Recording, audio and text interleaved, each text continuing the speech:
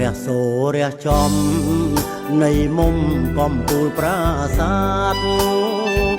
ឈរពន់ស្អាងស្អាតពន្លឺចាំងផ្លាតក្រហមជ្វាលីអង្គរអធិមាតសម្បត្តិជាតិកម្ពុជាទេសចរមូលមកគ្រប់គ្នាជួបជុំគ្នាថតរូបកំសាន្តបញ្ចេញអភិរចាំងជាក់ដួងកំរាំងស្មៃគួរឲ្យស្រមៃផ្ដល់គុណតម្លៃដែនដី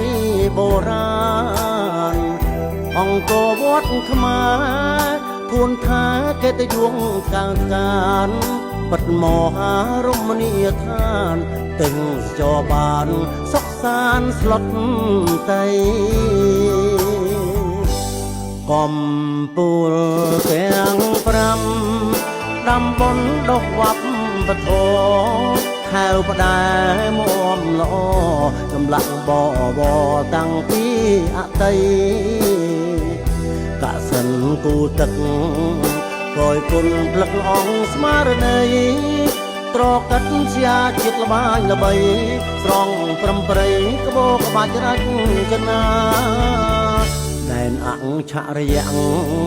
សិល្បៈរបស់ជាតិយើងអាណាចក្ររុងរឿងត្រូវលើកដំកើងមរតកដូនតាដួងប្រលឹងជាតិមិនដើរឃ្លៀងឃ្លាតខេមរាសម្បត្តិដ៏មហាសាលល្អត្រកាលក្រាលក្របមុនទល់